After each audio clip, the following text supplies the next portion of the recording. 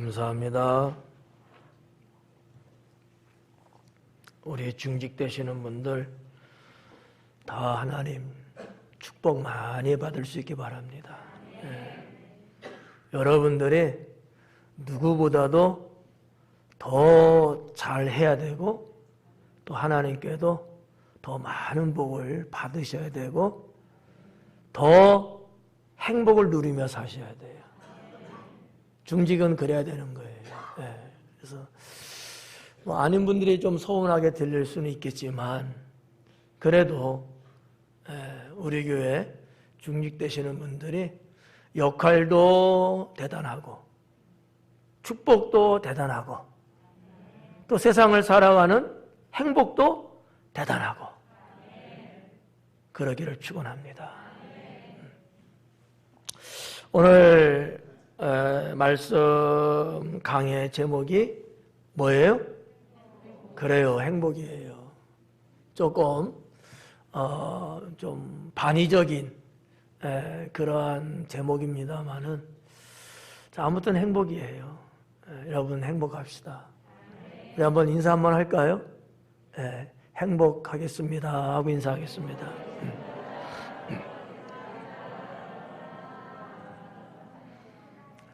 오늘부터 6장인데 6장은 절수가 12절밖에 안 돼가고 오늘하고 다음번 하면 또 맞춰질 수 있을 것 같은데 자, 아무튼 6장에 나오고 있는 이 말씀도 상당히 우리의 인생을 뒤돌아보게 하고 삶이 무엇인가 어떤 삶에 대한 지침을 말씀하고 있다고 저는 생각합니다. 1절 말씀해 보니까 내가 해 아래서 한 가지 불행한 일이 있는 것을 보았다 그래요. 해 아래서 이 해 아래라는 것은 뭐 좁은 의미로 말하면 내가 살아가는 인생을 말하는 거죠. 넓게 보면요. 나뿐만 아니라 모든 사람이 살아가고 있는 이 공간을 의미한다고 볼 수 있는 거죠. 우리가 태양을 떠나 살 수는 없잖아요. 태양의 빛이 어디든지 다 비치는 것 아니겠습니까? 해 아래라는 것은 인생을 말하는 것일 수도 있고 나의 삶을 말하는 것일 수도 있습니다. 그 해 아래에서 한 가지 불행한 일이 있는 것을 봤대요. 여기 이제 불행한 일이라고 번역됐는데 이 원어에 보니까 라라고 하는 단어로 되어 있어요. 이 라라는 단어는 무슨 뜻이냐면 악하다는 거예요. 악한. 형용사죠. 악한 일을 보았다는 거. 내가 보았는데 악한 것을 봤다. 그거예요. 어디에서? 해 아래에서. 사람들이 세상을 살아가는 데 있어서 이렇게 저렇게 눈을 들어 보니까 악한 모습이 있더라라는 얘기죠. 어때요? 악한 거니까 좋을 리 없잖아요. 선한 것을 보면 얼마나 좋겠습니까? 근데 악한 것을 보게 됐대요. 근데 이 악한 것을 봤는데 그게 사람의 마음을 무겁게 하더라라는 거예요. 사람의 마음을 무겁게 한다. 좀 더 원어적으로 접근해 보면 많다라는 의미가 좀 더 강하거든요. 많이 있다는 거예요. 근데 이 많은 것이 뭐예요? 많다 보니까 어떻습니까? 무거울 수밖에 없죠. 종이 한 장은 상당히 가볍지 않습니까? 근데 이것도요, 한 1000장 정도 하면 무겁죠. 이런 개념이거든요. 원어에서는 많다는 쪽으로 이야기됐지만 그 말이 수량이 많은 것도 많은 거지만 좀 형이상학적으로 중하다, 버겁다, 어렵다 이런 것도 있고요. 그것을 성경의 학자는 무거운 거로 번역을 해놨습니다. 자, 여기 이제 말씀해 보니까 말이죠. 우리 한국 성경으로는 잘 알 수는 없지만, 내가 해 아래서 한 가지 불행한 일이 있는 것을 보았다. 이는 사람의 마음을 무겁게 하는 것이다. 사실은 6장의 2절부터 시작되는 내용을 도입하는 그러한 부분이 이제 1절의 내용이고요. 뭔가 이 전도서의 기자는 예시를 지금 이야기하려는 거예요. 어떠한 한 예를 이야기하기 위해서 1절의 말씀을 기록을 했다라고 하는 것이죠. 우리가 지금 읽은 이 6절까지의 말씀에서 분명하게 뚜렷하게 나타나고 있는 것이 어느 한 불행한 부자에 대한 이야기입니다. 불행한 부자. 우리 사회에도 이렇게 불행한 부자들이 적지 않게 많이들이 있거든요. 남들 볼 때나 본인들이 생각할 때 부자인 건 맞아요. 그런데 사는 인생은 불행하더라라는 거죠. 하나님은 전도서를 통하여 인생의 이와 같은 헛됨을 말씀하고 있는 거예요. 여러분 어때요? 부자인데 불행한 게 나을까? 가난한데 행복한 게 나을까? 가난한데도 그래도 행복이라는 게 훨씬 좋겠죠? 성경이 지향하고 있는 것 중에 한 부분인 거거든요. 근데 정말로 우리 인생이 가난할 수 있는데, 그러나 이 가난은 얼마든지 하나님의 것으로 메워줄 수 있어요. 근데 인생이 불행에 빠지기 시작하면은 걷잡을 수 없게 되거든요. 모든 것을 다 지니고 살아도 불행은 여전한 거예요. 그러니까 전도서의 기자를 통해서 하나님이 주시는 메시지는 어느 한 사람을 봤는데 그는 부자인데도 불구하고 불행하더라, 이 얘기거든요. 그 이유가 뭐냐? 그게 이제 2절서부터 쭉 이제 소개되고 있는데 결론을 먼저 말씀드리면 즐거움을 누리지 못하고 있다는 거예요. 즐거움. 낙을 누리지 못하는 거야. 여러분 생각해 봐요. 뭐 배운 것도 많고 가진 것도 많고 아는 것도 많고, 일명 오늘 본문에도 나옵니다만 재물과 부요, 거기에다 하나 더 붙였어요. 5장에서는 요 두 가지만 말씀을 했거든요. 근데 6장에 와갖고는 재물과 부요뿐만 아니라 영광도 말씀하고 있는데 비해서 누리지 못하는 거예요. 이게 참 불쌍하다는 거죠. 이게 전도서적으로 말하면 헛되다라는 얘기거든요. 여러분 다 가지고 있으면 뭐예요? 그걸 하나도 누리지 못하고 오히려 누가 누린다 그래요? 다른 사람이 누린대요. 나는 그것을 모으려고, 그것을 가지려고, 그것을 어떻게 하려고 고생하고 노력하고 땀 흘리고 죽자 살자고 막 그랬는데 정작 그런 나는 그걸 누리지 못하고 살아요. 엄한 사람이 누리고 산다는 거죠. 뭐 그것이 자식일 수도 있고, 그것이 내 부모일 수도 있고, 아니면 도로보상이 될 수도 있고. 도로보상은 도둑을 말하는 거예요. 뭐 누가 될 수는 있지만 그렇다는 거예요. 그러니 여러분 얼마나 허망하냐 이거지. 이게 얼마나 안타까운 현실이냐는 거예요. 여러분들은 그러지 않기를 축원합니다. 충분히 우리는 전도서의 말씀을 쭉 진행하는 과정에서 제가 특히 강조하고 싶은 내용은 즐기며 살자는 거예요. 누리며 살자는 거예요. 네. 우리 여기 지금 중직 되시는 분들도 하나님께 찬양을 드렸습니다만 우리 교회 중직이에요.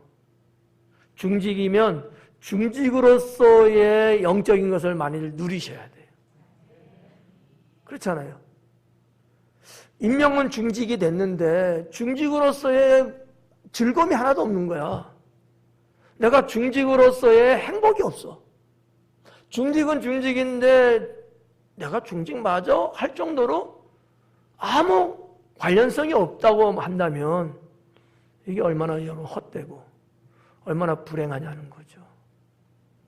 충분히 주님 안에서 중직으로서의 영예로움도 또 축복도 주님의 형통함도 충분히 여러분 주님 안에서 주님이 주신 귀한 직분이니까 누리셔야 돼요.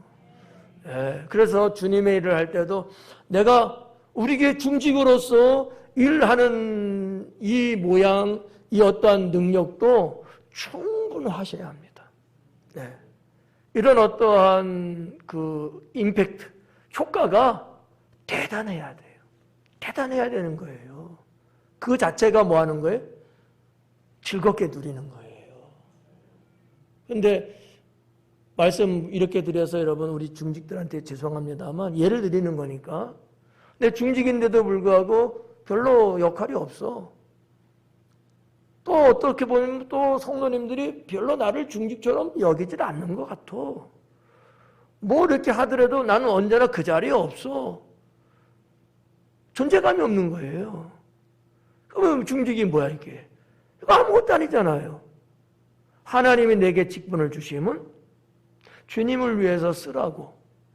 그거를 통해서 주님과 더 가까워, 더 주님의 축복 속에 살게 하기 위해서 주신 것일 텐데, 이게 안 되면은 얼마나 주님 보실 때도 속상할 수 있을까라고 하는 거죠. 모든 게 다 마찬가지예요. 모든 게 다. 선생님들도 그렇고, 구역장님들도 그렇고, 여기 있는 목사도 그렇고요. 내가 목사인데, 내가 주님의 종인데, 내가 이 사역을 하면서 어떻게 해야 될까? 즐겨야 돼요. 어거지로 그냥 마지못해서 그냥 죽을 맛이다. 이러면서 여러분 제가 목회한다고 생각해봐요. 얼마나 여러분 불쌍합니까? 그런 저를 불쌍하게 여러분이 보지 않을까요? 아니라고요? 그럴 것 같아. 아유 우리 목사님 어떡하냐? 우리 목사님 어떡하냐? 그냥 차라리 그만두지. 얼마나 딱하겠어요. 쩔쩔쩔쩔 매고 말이죠. 별일 아닌 것 같고도 그냥 어떻게 될지 그냥 우왕좌왕하고 그냥 막 허둥지둥하고 막 이런다고 한번 봐봐요. 제가. 얼마나 여러분 볼 때 딱하게 보이겠어요. 그런데 목회를 하면서 여러분을 섬기고 함께 더불어 살아가면서 하다못해 행사 하나를 하더라도 우리가 행복하게 즐기고 누리고 이런다면은 목회가 여러분 얼마나 행복하겠습니까? 그걸 또 쳐다보고 있는 여러분들은 얼마나 또 기쁘시겠어요? 이런 내용들이라는 거예요. 오늘 여기 6장에서 나오는 이 내용상으로는 불행한 부자예요. 불행한 부자. 행복한 부자면 최고죠. 그렇죠? 다 행복한 부자가 되십시오. 예, 뭐 최고죠. 근데 어쨌든 6장에서는 불행한 부자에 대한 말씀이에요. 오늘 말씀 다 했어요, 사실은요. 예. 누리며 살지 못하는 게 불행하다는 거야. 즐거움으로 그런 것들을 하지 못하는 게 불행하다는 거예요. 뭐가 되든지 간에 나쁜 짓만 아니면, 죄 짓는 것만 아니면 우리가 즐거움으로 하면 좋잖아요. 예? 할렐루야? 예. 여러분 기도하실 때도 그냥 인상 팍팍 쓰면서 그냥 이렇게 하는 기도보다는 여러분의 얼굴에 미소가 있고 심령의 기쁨이 넘쳐나고 그러는 와중에서 하나님께 드리는 기도가 되면 이 또한 얼마나 행복하겠느냐라고 하는 것이죠. 예. 제가 나로서는 감당이 안 되는 일이 있어요. 율동이야. 우리 율동하시는 분들 보면 참 대단하다. 저기 한두 곡이 아니고 지금까지 쭉 하면서 얼마나 많은 곡이 있어요. 그 순서, 그 율동의 어떤 폼 이런 것들이 얼마나 헷갈리고 그러겠냐는 거죠. 저는 그렇게 생각해요. 뭐 여러분들이 알는지 모르지만 제가 볼 때는 참 대단하다라는 생각이 들어요. 근데 이렇게 율동하시는 분들이 정말 즐거움으로 하시지 않겠어요? 아니? 그래야지 그냥 안 했으면 좋겠는데 안 하려고 하는데 또 사모님이 또 해야 된다고 또 이러면서 만약에 한다면은 하는 내내 얼마나 힘들고, 또 혼자는 동무도 아니고 다 같이 하는 건데 이게 맞추기가 또 얼마나 버겁고 여러 가지가 좀 불편하잖아요. 그런데 뭐 어떻게 보면 글쎄 뭐 제 생각에는 율동하는 것 자체가 여러분에게는 상당한 운동이 될 거예요. 언제 여러분 여러 각도의 이 팔이 움직여지겠냐고. 이 운동이잖아요, 운동. 그죠? 안 쓰는 근육도 쓰게 되고 그러면서도 하나님께 영광을 올려드리고 우리 성도님들은 다 그로 인해서 은혜도 받고 이걸 어떻게 해야 된다고요? 즐거움으로 해야 된다는 거죠. 네, 즐거움으로 낙을 누리며 해야 된다는 거예요. 그러면 은혜도 되고 건강해지기도 하고 하나님이 어여삐 보셔갖고 복도 주시고 이런 거죠 다. 네.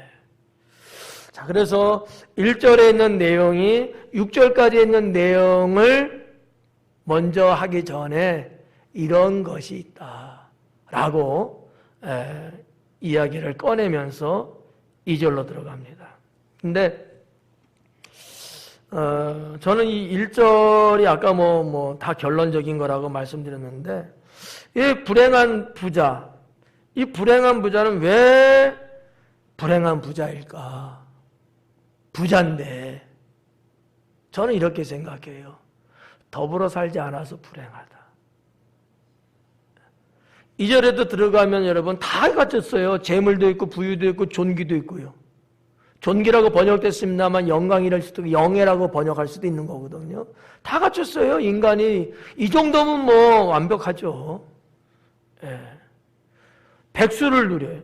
자녀가 100명이에요. 연수가 1000년에 1000년이에요. 2000년이야. 이런 경우는 없지. 성경에 나오는 제일 오래 산 사람 누구예요? 무두셀라. 그분보다도 2배나 산다는 얘기야. 야, 이거 엄청난 것 아니겠습니까? 근데 왜 이와 같은 사람이 왜 불행할 수밖에 없느냐? 더불어 살지 못해서 그래요. 자기만을 위해 살고 자기밖에 모르는 거예요. 아까 여러분 가난해도 행복한 게 좋다 그랬죠? 왜 그런지는 모르겠어. 둘 중에 하나 고르려니까 고르는 것 같은데. 근데 그런 분들은요, 그래도 더불어 살더라고요. 더불어. 이런 인생이 그래도 행복한 거예요. 예. 이렇게 여러분 교회 나오셔갖고, 우리 같이 이렇게 예배 드리고, 예전에 우리 간증 동영상 본 거 있죠? 이희돈 장로님. 안 보신 분도 계실 텐데 대다수는 아마 많이들 보셨을 거예요. 그분이 여러분 예배 한 번 드리는데 비행기를 타고 가서 예배를 드리잖아요. 이게 말이 돼요? 아니 그 도시는 교회가 없답니까? 어떻게 보면 더 훌륭하고 멋있는 교회가 분명히 있을 거예요. 그럼에도 불구하고 그분은 비행기를 타고 날아가갖고 자기가 신앙생활 시작했던 그 교회에서 예배 드린다는 건 아니겠어요? 금전적인 것도 들어갈 거고 시간적인 것도 들어갈 거고 여러 가지가 들어가지 않겠습니까? 그럼에도 불구하고 왜 그러냐는 거지. 1시간의 예배를 드려도 내가 사랑하는 사람들과 서로 얼굴을 마주하고 함께 더불어 하나님께 예배 드리는 이게 뭔지를 그분은 아신 거예요. 모든 것을 다 쏟아붓는다 할지라도 그거 하나를 위해서 아깝지 않다는 거잖아요. 멋있어요. 정말 멋있어요. 세계무역센터인가? 그 당시에 부회장인가 그러셨는데 그 후에 회장님 됐다고 그러더라고요. 하나님 축복이죠. 어떻게 보면 경제에서 정말 나름대로의 힘을 발휘할 수 있을 정도로 무역센터니까요. 여러분 아시다시피 그 쌍둥 빌딩이 폭격에 의해서 여러분 다 무너져서 수천 명인가 수만 명인가 아마 돌아가셨죠. 그분도 그 비행기를 제대로 타고 갔으면 죽었을 거예요. 근데 갑자기 배가 쌀쌀해 공항에서 아프고 배탈이 난 것처럼 그래갖고 화장실 갔다 오는 사이에 비행기를 못 탔대요. 타서 갔으면 회의가 그 시간에 있어갖고 가야 되는 거니까 갔으면 큰일 났죠. 하나님이 막으신 거예요. 우리는 그 당시에는 아무것도 알 수 없잖아요. 왜 갑자기 배가 아프지? 뭐야, 내가 그 사이에 비행기를 탈 수 없었다고 얼마나 여러분 짜증스럽고 누구를 원망한다는 듯이 막 이럴 수 있잖아요. 근데 시간이 간 후에 뒤돌아보니까 하나님이 나를 살리시려고 그러셨구나. 그분이 간증하는 동영상을 우리가 이제 봤다는 것 아닙니까? 더불어 산다는 게 여러분 얼마나 행복한 건데. 근데 이 불행한 부자는요, 그 많은 것 모든 것을 다 갖고 있고 막 누리며 있으면서도 더불어 살지를 못하고 있어요. 꼭 손에 쥐고 있고, 꼭 손에 쥐고 있고. 제가 말씀드렸죠? 우리는 때로는 사회적 책임을 갖고서 살아야 된다. 내 옆에 있는 그분들과 더불어 우리는 같이 살아가려고 하는 기본적인 정신세계를 갖고 있어야 된다. 여러분 혼자 살 수 없습니다. 그렇지 않아요? 집 평수가 여러분 보통 몇 평이에요? 전용 면적 25평이잖아요. 따지지 마요. 전용 면적이야. 실제 면적 말고. 네. 근데 한 80평 정도. 근데 혼자 살아요. 이게 낫겠어요? 18평에 사랑하는 사람하고 같이 사는 게 좋겠어요? 더불어 사는 게 좋잖아요. 인생은 그렇게 살아야 되는 거고요. 성경은 그것을 말씀하고 있다라는 거죠. 예. 자신의 부유함을 진정으로 누리지 못하고 있는 이 사람. 자신의 부유함은 분명히 있는데 진정하게 누리지는 못하고 있어요. 왜 진정하게 누리지 못할까요? 베푸는 즐거움을 모르고 있어요. 성경은 그걸 말하고 있습니다. 베푸는 즐거움이 있거든요. 나누는 즐거움이 있단 말이에요. 근데 이 부자는요, 그거를 못해요. 아니, 어떻게 보면 안 하고 있는 거죠. 그리고 자기만을 위해서 꽉 쥐고 있어요. 내가 뭐 할 때 쓸 건데, 내가 언제 쓸 건데, 이거 없으면 나도 안 되는데. 이래서 꽉 쥐고 저래서 꽉 쥐고 늘 모든 걸 다 쥐고 있고 자기밖에 몰라요. 부유함이 나눔과 베품이라고 하는 걸 통해서 함께 살아갈 수 있어야 되는데 말이죠. 그러니까 우리가 인생사적으로 볼 때도 이 불행한 부자는 그렇게 사는 거예요. 뿐만 아니라 신앙적으로도 하나님을 믿기는 믿어. 여러분 전도서의 대상이 누구겠어요? 하나님 모르고 살아가는 세상 사람이겠어요? 아니잖아요. 하나님을 믿는다고는 유대인들 아니겠습니까? 그럼 우리가 이 지점에서 뭐를 생각할 수 있냐고요? 하나님 앞에도 베풀 줄 모르는 거예요, 이 부자는. 하나님께 드리는 기쁨이 있거든요.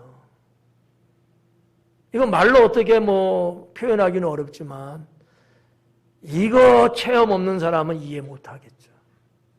하나님께 내가 드린다는 것이 이게 얼마나 가슴 벅찬 기쁨이 있는데 이걸 모르는 거예요, 이 부자는요.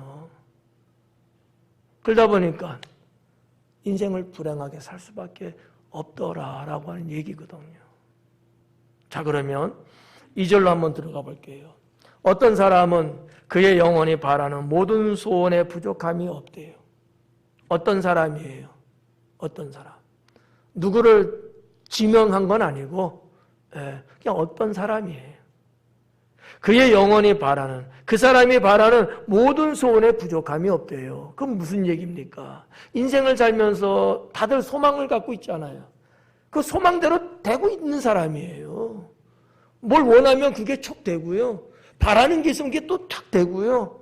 그래서 이 어떤 사람은요, 자기 수중에 풍성하게 쌓아놓고 살아요. 대단하죠?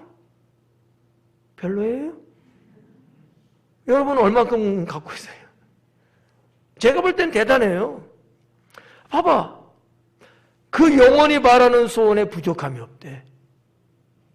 영원히 우리의 내 영원히 바라는 소망이 있어, 소원이 있어. 근데 거기에 부족함이 없대. 그게 다 채워진다는 거예요, 그냥.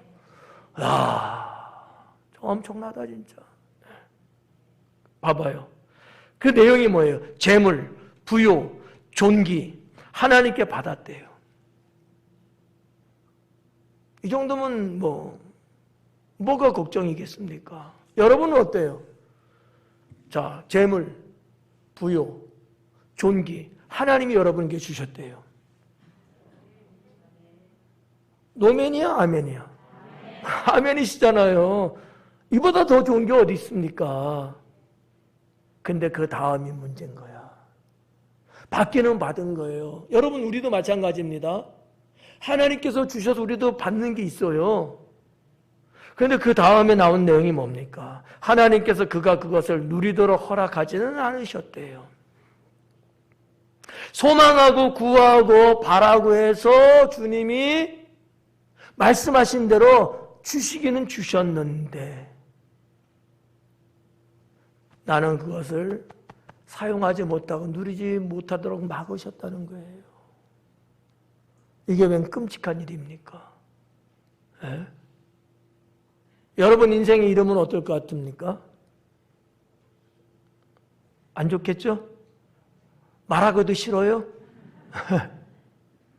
아니 이런 일이 다 있대. 아니 내가 원하고 바라고 그래서 하나님이 주셨는데 정작 나는 누리지를 못하고 산다는 거예요. 이게 웬일이래? 성령의 한 인물이 떠오르네요. 다윗은 하나님 앞에 성전을 짓기를 그렇게 고대하고 하나님 앞에 부르짖고 성전의 모든 필수적인 재료들을 다 자기 때 다 수입해오고 다 곳간에 쟁겨놓잖아요. 그런데 하나님이 다윗이 성전 건축하는 것은 허락하지 않았어요. 얼마나 피토할까. 아마 솔로몬의 기자, 전도서의 기자 솔로몬은 어떻게 보면 자기 아버지를 생각했는지도 모르고요. 어떻게 보면 자기 자신을 생각했는지도 몰라요. 사실상 솔로몬은 그 엄청난 것들을 다 받았어요. 그런데 그는 그를 다 누리지 못하고 살았습니다. 그러니까 어떻게 보면 솔로몬은 전도서의 말씀에 자기 인생이 거론되고 있는 거예요. 근데 이와 같이 사는 분들이 적지 않게 있더라라는 얘기입니다. 혹시 우리들 중에서 있을런지도 몰라요. 나는 정말 개미처럼 배짱이 말고 개미처럼 부지런하게 난 정말 개미처럼 살았어. 나는 정말 그렇게 나는 바지런하게 살았어. 나를 위해서 내가 그런 거 안 하고 나는 정말 성실하게 살았어. 근데 정작 하나님은 그런 내가 그것을 누리는 것을 차단하고 있을 수도 있습니다. 헛되다는 거죠. 나는 100원을 벌어서 100원을 쓸 수 있는 게 좋을 것 같아요. 100만 원을 벌어서 100만 원을 못 쓰고 100원밖에 못 쓰는 인생보다는 좀 적게 벌지라도 내 수준에 가지고 있는 것은 누구보다 좀 적을지라도 나는 그래도 그거로 인해서 나는 즐거워하고 누리며 살고 행복하고 그러면 좋지 않을까? 이렇게 생각해 봅니다. 다른 사람이 누리나니 이것도 헛되어 악한 병이로다.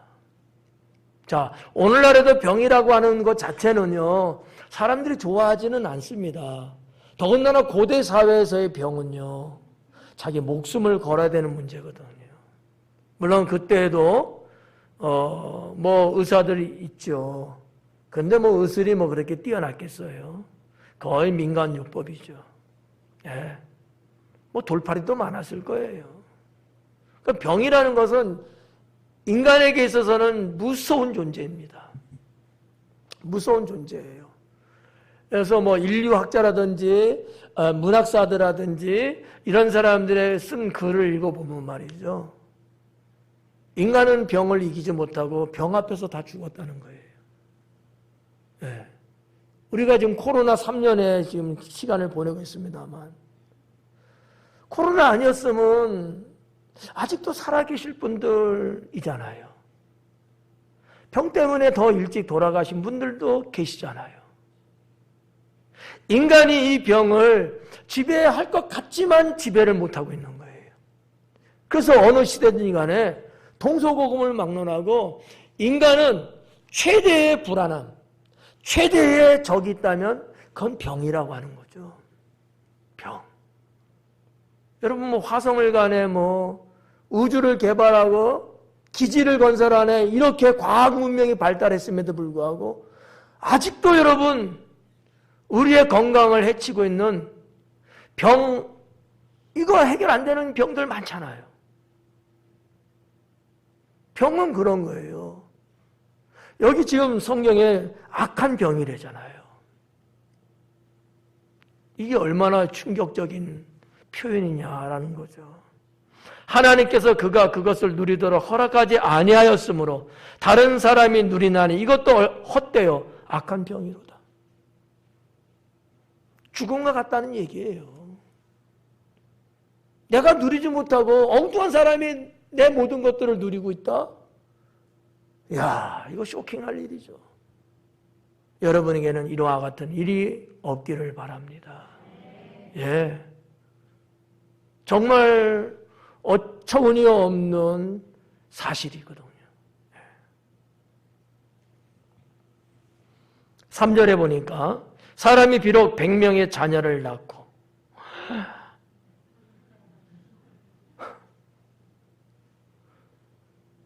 여기 우리 솔씨는 어떻대요? 솔로몬. 부인이 1000이에요. 100명 아무것도 아니잖아. 부인이 1000이나 되는데? 물론 뭐 다 정부인은 아니지만은. 자, 아무튼 100명의 자녀를 낳고 또 장수하여 사는 날이 많대요. 다 가정법을 썼어요. 그럴지라도, 그런 사람이라 할지라도 이런 얘기거든요. 근데 여러분, 우리가 성경에서도 보는 것도 그렇고 고대사 역사 속에서도 그렇고 이 다산, 자녀를 많이 출산하는 것 자체가 축복이었거든요. 뭐 우리나라도 불과 몇십 년 전만 해도 제 나이 때 정도만 해도 보편적으로 한 집안에 우리 부모님들이 한 6, 7 정도는 그냥 기본으로 자녀를 낳았거든요. 아니면 말고. 저희 집안도 저희 형제가 7형제거든요. 근데 대부분 다 그 정도 됐어요. 우리 친구 집은요, 우리 친구네 집은요, 우리 친구가 막내인가 그러는데 그 집은 한타스야. 이게 또 무슨 말인지 모르는 우리 또 젊은 친구들도 있을 수 있는데 12명이라는 얘기. 옛날에 연필 그 한 묶음이 12자루였거든요. 타스 이런 단어를 썼는데 정말 그 친구는 12명이에요. 바글바글합니다. 아버님이 석수쟁이였거든요. 정말 많아. 그 집하고는 절대 싸우지 않습니다. 싸우면은 부대가 오는 것 같아요. 난리 납니다. 옛날에는 다 그렇게 우리 부모님들이 이스라엘 자녀들을 두었죠. 여기 100명. 축복의 대명사입니다. 장수는 어때요? 성경에서도 계명에서도 여러분 장수는 하나님의 축복이지 않습니까? 야, 이 정도 뭐 퍼펙트 하잖아요. 여러분 몇 살까지 사실래요? 더도 말고 덜도 말고 100세까지만 사세요. 아, 싫으세요? 저보고 해봐요. 난 좋을 것 같은데. 아니 뭐 건강하다면 괜찮잖아요. 아, 물론 뭐 이것도 좀 따라줘야 되고, 돈도 좀 있고 생활비가 건강하다면 뭐 100살까지 사는 거 글쎄 요즘 같아서는 뭐 그다지 뭐 어렵지는 않을 것 같아요. 예. 젊은 분들은 충분히 그럴 것 같고 보험사 쪽에서는 이미 110살은 이미 앞으로는 120살까지도 아마 생각하고 있지 않을까. 뭐 제 생각입니다. 장수예요. 장수. 참 기록된 내용들을 하나씩 살펴보면 놀라지 않을 수가 없습니다. 자, 그런데 할지라도 그의 영혼은 그러한 행복으로 만족하지 못하다 그래요. 아니, 자녀가 100명이나 되고 장수를 하고 있고 재물이 많고 부귀가 있고 존귀함을 얻고 정말 어떻게 보면 이분이 살고 있는 그 사회에서는 대단한 존재란 말이에요. 우리가 이제 창세기적으로 보면 족장 시대라는 말을 하지 않습니까? 아브라함, 이삭, 야곱이 다 족장들이잖아요. 한 시대의 대통령, 왕과 같은 존재거든요. 이 정도면 말이죠. 끼치는 그 여파가 엄청날 것 같아요. 네. 그런데 문제가 뭡니까? 그의 영혼은 그러한 행복으로 만족하지 못한대요. 다 갖췄는데도 그거로 만족하지 못하고 있다는 거야. 어딘가 모르게 구멍이 뻥뻥뻥뻥 뚫려 있는 거예요. 교회 학교 행사가 되면 꼭 안 빠지고 하는 게 있더라고요. 고무 풍선 만드는 거. 그래서 선생님들이 나름대로 막 풍선에 공기를 주입하고 하는데 아니 이 정도 됐으면 이제는 불러와야 되는데 아무리 해도 변화가 없어. 왜 그럴까요? 구멍이 나 있는 거예요. 이 말씀 속에서 그런 것들을 영상해 볼 수 있습니다. 영혼은 행복함이 없대요. 또 그가 안장되지 못하면 안장이라고 번역됐는데 좀 원래 이제 원어적으로 말하면 그건 아니고요. 무덤을 말하는 거예요. 묻힐 장소가 없다는 거예요. 네. 뭐 요즘은 뭐 화장해서 때로는 좀 이렇게 뭐 강가, 바다, 산에 뿌리고 물론 이것도 이제 법적으로 안 돼. 앞으로는 이게 풀릴 것 같아요. 옛날에는 법이 없을 때는 그냥 했잖아요. 언젠가부터 법이 제정되고는 이게 안 됐잖아요. 근데 얼마 안 되면 이게 풀릴 것 같아요, 법적으로. 그게 지금 논의되고 있거든요. 네. 근데 여러분, 고대인들은 내가 묻힐 곳이 없다는 게 불명예스럽고요. 이게 불행한 거였어요. 우리가 성경에서만 그 예를 찾아도 여러 군데 찾을 수 있거든요. 가장 여러분의 기억 속에도 자리 잡고 있는 한 예를 든다면 누굴까? 요셉이에요. 뭐 그의 뭐 조상들도 다 그랬죠. 야곱도 이삭도 아브라함도 다 내가 죽으면 어디다 묻어다 이렇게 했잖아요. 특히 여러분 요셉은 하나님이 축복하신 가나안 땅이 있는데 자 2차 저차 해갖고 애굽으로 갔습니다. 맞죠? 그도 죽는 거 아니에요. 무슨 유언을 남깁니까? 내가 죽으면 나를 내 조상 땅에다 가나안 땅에다 나를 묻어달라고 했잖아요. 그는 여러분 가나안 땅에서 죽은 게 아니에요. 애굽에서 죽었어요. 이게 당시의 사람들은요. 이게 상당히 중요했던 거예요. 내가 묻힐 곳이 없다? 이건 끔찍한 거예요. 조금 강하게 좀 표현하면 하나님의 저주받았다고 생각하는 거죠. 성경에 여러분 구약 성경에 기록된 것들을 쭉 한번 훑어보면 때로는 짐승들에게 밥이 되고 뭐 이런 말씀이 있어요. 하나님의 심판에 의해서. 그와 비슷하다는 얘기예요. 시신을 찾을 데가 없어요. 이 짐승이 다 밥으로 먹어버렸어. 안장할 곳이 없대요. 쓸 무덤이 없는 거예요. 아니 무슨 그 시대에 무슨 땅이 뭐 없어요? 아니요, 너무 많아요. 그런데 나는 묻힐 곳이 없다는 거야. 아니 돈도 많고 땅도 꽤나 넓을 텐데. 근데 사람들이 내가 죽이면 나를 안장시키지 않는 거야. 뭐예요, 그건요? 완전히 역사 속에서 지워버린다는 거거든. 저주 중에 저주입니다. 짤막한 한 단어로 표현했습니다만 이 단어가 가지고 있는 함축적 의미가 그렇다는 거예요. 네. 그가 안장되지 못하면 나는 이르기를 낙태된 자가 그보다는 낫다 하나리. 불행한 부자가 있는데 이 불행한 부자와 대비되고 있는 존재가 하나 등장했습니다. 그는 낙태된 생명입니다. 이게 사실 서로 견줘볼 만한 거예요? 아니잖아요. 그럼에도 불구하고 전도서 기자는 둘을 지금 비교하면서 그것도 낙태된 아이가 훨씬 낫다는 거예요. 불행하게 살면서 사는 부자보다 차라리 이 세상에 생명으로 시작은 됐지만 빛을 보지 못하고 어두움에 꺼져간 그 낙태된 아이가 그래도 낫다는 얘기는 도대체 무슨 의미이겠느냐라는 거죠. 불행한 부자가 얼마나 황망한 존재고 얼마나 어리석고 불행한 존재냐라고 하는 거거든요. 낙태에 대한 말씀을 드리면 시간이 너무너무 부족하기 때문에 낙태에 대한 말씀은 생략하도록 하겠습니다. 자, 이런 3절의 말씀 끔찍해요.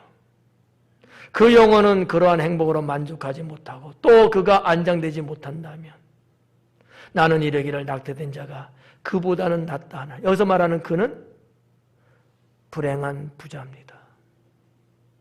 그 낙태된 아이가 낫다는 거야. 행복으로 만족도 못하고 죽어도 안장될 곳도 없고 그 사회에서 완전히 배제되고 버림받은 존재가 된다면 차라리 나지 않은 아이보다 나을 게 뭐가 있느냐라는 얘기죠. 왜 이렇게까지 됐을까요? 왜 여기까지 오게 됐을까요? 하나님 주신 축복을 가지고 누리지 못해서 그래요. 누린다는 개념은 뭐라고 그랬어요? 베풀고 나누고 더불어 사는 거예요. 이 행복이 얼마나 큰데, 이 즐거움이 얼마나 큰데 이거를 안 해보는 사람들은 모르죠.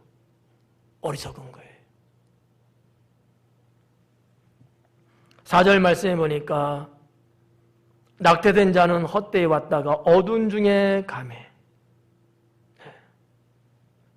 어두운 중에 간대요. 이 어두운 중에 간다는 의미는 죽음을 말하고 있습니다. 낙태된 자가 헛되이 왔다가 결론적인 얘기예요. 그 아이 생명체가 헛되다는 건 아니고 이 땅에서 태어나야 되는데 그러지 못하고 어둠에 가는 이 생명은 헛될 뿐이다라는 거죠. 근데 뭐라 그럽니까? 그의 이름이 어둠에 덮이니. 그의 이름이 어둠에 덮인데 여기서 말하는 어둠은 또한 죽음이에요. 근데 이름이 어둠에 덮인대요. 요즘 임신만 해도 태명들을 다들 일찍이 태명의 기간이 너무 길어. 막 9개월, 10개월도 가. 옛날에 그런 게 없죠. 꿈 꿨다는 거지 무슨 태명이 있었겠어요? 요즘은 이제 다들 태명들이 있더라고요. 근데 여러분, 지금의 시각으로 이 말씀 보시면 틀립니다. 그 옛날에 아이가 새 생명이 어머니 뱃속에 생겼어요. 그죠? 이름이 있어요, 없어요? 옛날에 없어요. 그 이름이 어둠에 덮인대요. 죽음으로 끌려간 거예요. 태어났으면 당연히 이름이 있잖아요. 태어나지 못했으니까 이름이 없는 거예요. 근데 이게 뭐를 우리가 느낄 수 있냐 하면 당시의 사람들은 자기 자신의 이름을 드러내는 것을 상당히 중요하게 여겼다는 사실이죠. 예. 그래서 뭐 세계 역사적으로 보면 다들 한 가닥 한다는 사람은 다 자기 이름 내잖아요. 다 자기 이름 내잖아요. 이름을 낼 데가 없어. 태어나지도 못했으니까. 지금은 혹시나 뭐 그런 일이 있어서는 안 되겠지만 혹시나 태어나지 못하고 그렇게 간다 할지라도 태명이 있어. 그래도 이름을 부르더라고. 아주 슬퍼하면서 그 부모님들이 그 아이의 이름을 부르는 영상을 저는 본 적이 있어요. 근데 고대 사회는 그 정도는 아니었거든요. 근데 당시의 사람들은 자기 이름이 드러나는 거, 자기 이름이 불러지는 거, 자기 이름이 기록되는 거 상당히 중요하게 여겼습니다. 자기 목숨보다도 귀하게 여겼거든요. 나는 결국은 한 번 태어나서 한 번 죽어서 없어지는 존재, 그 당시도 알죠. 그런데 자기 이름이 후대에 남기를 원하셨어요. 여러분은 어때요? 내 이름이 이 세상에 남기를 원하셔요? 그런 생각은 해보셨어요? 아니면 안 해도 괜찮은 거예요? 알았어. 그렇지만 여러분 때로는 여러분의 이름을 남기잖아요. 예. 혹 어떤 이들은 뭐 낙서하듯이 이렇게 이름, 석자를 이렇게 기록하는 경우도 있고. 예. 우리 성년도 건축할 때 누구라고 내가 밝히지는 않겠지만 누구는 저 위에 옥상에다가 자기 이름을 이렇게 기록을 하고. 그게 뭐 나쁜 건 아니에요. 이게 사람의 본능적인 거거든요. 제가 죽으면 한승건이나 이러면 남아 있을까 없을까? 남아 있을 거예요. 저는 제 이름이 이미 세상에 기사화되어 있고 다 있으니까. 여러분은 어때요? 여러분들도 막 있을 거야. 어떤 사람은 그것 때문에 계속 SNS, 그냥 인스타그램에, 페이스북에 계속 사진 올리잖아. 그냥 자식이 얼마나 사랑스럽게 예쁜지 그냥 날마다 올라오는 것 같아. 그 이름이 딱 남기잖아요. 이게 인간의 본능입니다. 그런 말 있잖아요. 호랑이는 죽어서 가죽을 남기고 사람은 죽어서 맞아요. 사람은 자기 이름 남기기를 원하는 거예요. 그런데 여기 말씀해 보니까 뭐라 그래? 이름이 있대요? 없대요. 이름이 어둠에 덮였대요. 죽음에 덮인 거야. 없어. 이런 아이 생명보다도 더 악한 것이 뭐다? 불행한 부자다라는 거예요. 5절 말씀 보니까 햇빛도 보지 못하고 또 그것을 알지도 못하나니. 햇빛도 보지 못하고 그것도 알지 못한데 맞지? 태어나지도 못했으니까 그러지 않겠어요? 이가 그보다 더 평안합니다. 자, 햇빛도 못 보고 그것도 알지 못하는 이가 낙태자를 말하는 거야. 낙태 아이. 그보다 여기서 말하는 그는 불행한 부자를 말하는 거예요. 낙태된 그 생명이 세상에 태어나서 이름도 있고 뭐도 있다고 하는 이 부자보다 더 평안하다라는 얘기입니다. 이 말을 뒤집어서 보면 그러면 이 부자는 얼마나 불행하고 불쌍하냐라는 거지. 근데 누가 그 길을 선택하라고 했겠어요? 본인이 택했겠죠. 제가 여러분 거듭 말씀드리지만 내가 이 세상에서 살아가는데 모든 것이 하나님께로부터 와서 하나님께로 돌아가는 이 원리 속에서 여러분 누리며 살 수 있어야 돼요. 시간도 때로는 누리고요. 여러분 옆 사람하고도 좀 낙을 누리며 사시고요. 더불어 함께 여러분 하하호하며 사시고요. 가지고 있는 쌈짓돈도 좀 누리고 사시고요. 날씨가 더우면 빙수들 먹을 수도 있고, 추우면 호빵 하나를 같이 나눠 먹을 수도 있고, 주머니에 여러분 깨차고만 있으면 누릴 수 있겠어요? 아니거든요. 그거를 활용해서 여러분 삶을 누리시는 거예요. 얼마나 좋아요. 네. 그러지 않다가 어느 날 갑자기 불원극이 됩니다. 그냥 졸제 가는 거예요. 그래도 행복하시겠어요? 행복하게 산 적이 없어. 늘 정신없이 살았어. 불행한 사람처럼. 저는 여러분의 목사로서 여러분들이 결코 그렇게 살기를 원하지 않습니다. 여기 있는 목사와 함께, 그리고 주님과 함께 주님이 주시는 은총과 축복 아끼지 마시고요. 누리며 사세요. 네, 좋잖아요. 건강할 때도, 젊었을 때도 지혜롭게 잘 조화를 이루면서 또 나이를 들면 들수록 거기에 격에 맞게끔 또 그렇게 또 하시고, 때로는 동갑내기끼리 또 이렇게 좀 하하호하며 사시고, 때로는 이렇게 저렇게 둥글둥글하게 낙을 누리며 사는 게 정말 중요합니다. 네, 정말 중요해요. 여러분들도 그러겠습니다만, 저도 어떤 사람들 운명을 달리하기 직전에 하는 얘기들을 여러 번 들어봤습니다. 근데 그분들 중에서 혹 어떤 이들은 후회하더라고요. 예전에는 자기가 잘하는 거라고 생각을 해왔대요. 내가 누구보다도 참 잘하고 있다, 잘 살고 있다 이렇게 생각했다는 거죠. 그런데 임종을 앞두고 그분이 하는 얘기는 정반대였어요. 내가 도대체 뭐하고 살았나? 내가 누구를 위해서 살았나? 나를 위해서 산 적은 한 번도 없는 것 같다. 나는 헛되게 살았구나. 나는 행복이 뭔지도 몰라요. 이런 얘기들을 하더라고요. 그 얘기를 옆에서 듣는데 눈물 나더라고요. 그러지 않겠어요?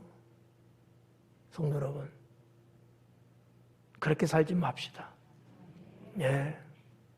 하루를 살더라도 주님과 함께 즐겁게 살고요. 100년을 살더라도 주님과 함께 행복하게 살기를 축원합니다. 5절 말씀을 그렇게 우리가 정리를 하고 6절 마지막 부분에 보니까 그가 비록 1000년의 갑절을 산다 할지라도 2000년이잖아. 갑절이면 그죠? 숫자상으로 벌써 2000이에요. 근데 이 단어가 암시하고 있는 것은 더 강조를 하고 있어요. 그러니까 숫자적으로 2000보다도 더 많은 횟수를 말하고 있다는 얘기예요. 그렇게 산다 할지라도 행복을 보지 못하면 마침내 다 한 곳으로 돌아가는 것뿐이 아니겠느냐. 결국 인생은요, 죽음을 맞이하게 되고요, 주님이 정하신 곳으로 가게 돼 있습니다. 네. 행복을 보지 못하면 마침내 다 한 곳으로 돌아간다. 저는 요 원어적인 메시지나 뉘앙스가 좀 달리 생각하는 부분이 좀 있긴 있어요. 행복하게 살지 못하면 여기에 키가 있죠, 열쇠가. 그러면 전도서를 통해서 하나님이 말씀하시는 행복하게 산다는 게 뭐냐라는 거예요. 주님과 함께 사는 거죠. 여호와 하나님을 경외하면서 주님이 허용하는 그것을 누리며 사는 거거든요. 근데 그렇게 못 살면은 하나님 없는 곳으로 갈 수밖에 없지 않겠느냐라는 거죠. 성도 여러분, 우리 모두가 하나님을 살면서 잘 믿고 하나님과 늘 더불어 살고 사랑하는 사람들, 가족이든 이웃이든 성도든지 간에 여러분이 어떠한 경계선을 벗어나지 않는 한도 내에서는 충분히 즐거움을 누리며 살 수 있기를 바랍니다. 그렇다고 해서 목사가 무슨 세상적으로 뭐 타락하듯이 방종하며 살자는 그런 건 아니죠. 예. 주님이 허용하는 그 수치, 그 영역 안에서 주님이 주신 것은 누리며 살라고 주신 거거든요. 이거를 잊으면 안 돼요. 그러면서 여러분의 행복이 목사의 눈에도 들어오고 우리 주님 나라에도 기록될 수 있기를 주님의 이름으로 축원합니다. 기도하겠습니다.